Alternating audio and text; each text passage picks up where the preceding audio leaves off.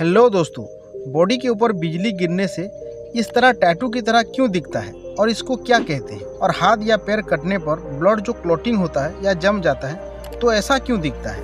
और आप कभी नोटिस किए हो कि हमारा धरती का वजन कितना है और इसे कैसे मापा जाता है। तो आइए दोस्तों जानते हैं इसी वीडियो में। तो चैनल पे नए हो तो चैनल को सब्सक्राइब करके एक लाइक ज़रूर कर दें। बिजली गिरने से शरीर के ऊपर दाग। हम आपसे कहें कि शरीर के ऊपर बिजली गिरने से शरीर में बिजली की तरह एक प्रकार का दाग भी होता है तो आप हमारे बात को यकीन नहीं करेंगे, लेकिन ये बिल्कुल सच है। और इसी दाग को लिचनबर्ग फिगर या लिचनबर्ग डस्ट फिगर भी कहा जाता है। ये एक ऐसा फिगर है जो हाई वोल्टेज के कारण उत्पन्न होता है और पेड़ की शाखा की तरह दिखता है। जानकारी की बात यही है कि हमारे स्किन के ऊपर ऐसा दाग क्यों होता है। ये इसीलिए होता है कि जब हमारे शरीर के ऊपर बिजली गिरता है तो हमारे स्किन की ऊपरी भाग जल जाता है। इसी के कारण ये होता है, क्योंकि करंट फैलता है तो आयनाइजेशन और हीट का प्रभाव हमारे स्किन में पड़ता है और स्किन के नीचे की कोशिका को नुकसान होता है और इसीलिए स्किन के ऊपर ऐसा फिगर बन जाता है। और आप इसी पेज पर देख भी सकते हैं। लेकिन आपके मन में एक सवाल आ रहा होगा कि ये दाग हमेशा के लिए हमारे शरीर के ऊपर रहता है क्या? तो नहीं, यह हमेशा के लिए नहीं रहता, बल्कि एक दिन या 1.5 दिन के अंदर ठीक हो जाता है। और इसी इलेक्ट्रिकल पैटर्न को एक जर्मन फिजिक्स जॉर्ज क्रिस्टोफ लिचनबर्ग के नाम पर रखा गया है, क्योंकि इन्होंने इसी चीज को पहला खोज किया था।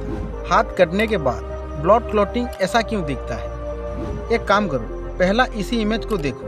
ये उस टाइम का इमेज है जिस टाइम हमारे हाथ या बॉडी के कुछ हिस्सा कट जाता है और कुछ टाइम के बाद ब्लड जो क्लॉटिंग होता है उस टाइम का फोटो है।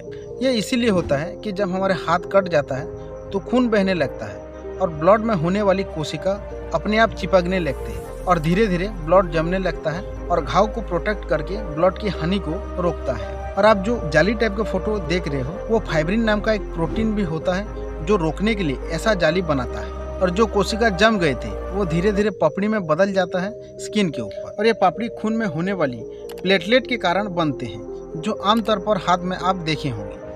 पबजी का सबसे ज़्यादा दूर से मारने वाला किल। पबजी के बारे में आज हर कोई जानता है और कभी ना कभी तो ज़रूर खेला होगा, लेकिन आप कभी सोच कर देखा है कि पबजी में जो गन से फायर करते हैं वो हाईएस्ट कितने दूर से फायर किए हैं? एक रिपोर्ट के अनुसार ये पता चला है कि पबजी का जो हाईएस्ट दूर से किल किया है वो है 6766 मीटर है, और वो मैप के नॉर्थ ईस्ट कॉर्नर स्टेलवार से लेकर साउथ वेस्ट कॉर्नर प्रिमोक्स तक शूट किया गया है, और आप इसी पेज पर देख भी सकते हैं। लेकिन कुछ रिपोर्ट के अनुसार ये भी पता चलता है कि जो लॉन्गेस्ट किल है वो एक्चुअली में सर्वर में कुछ बग आने की वजह से ये सब देखने के लिए मिला था, और आप इसी रिपोर्ट में देख भी सकते हैं।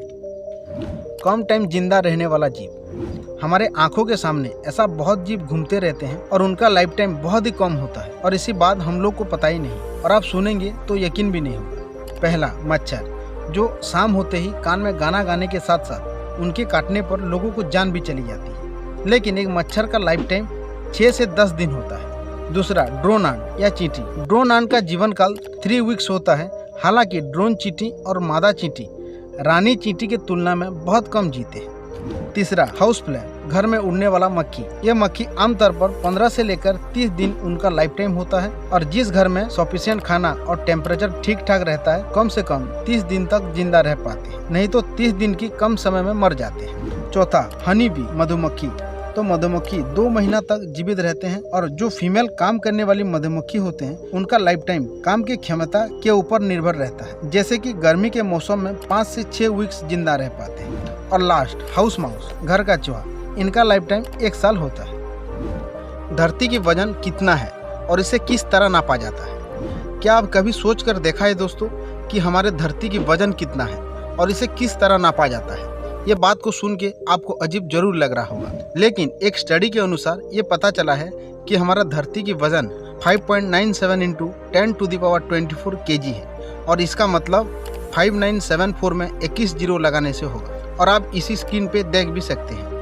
लेकिन आपके मन में एक सवाल आ रहा होगा कि धरती का वजन पता लगाएं तो लगाएं कैसे? ये गुरुत्वाकर्षण के नियम और गणित और घनत्वों को उपयोग करके पता करते हैं।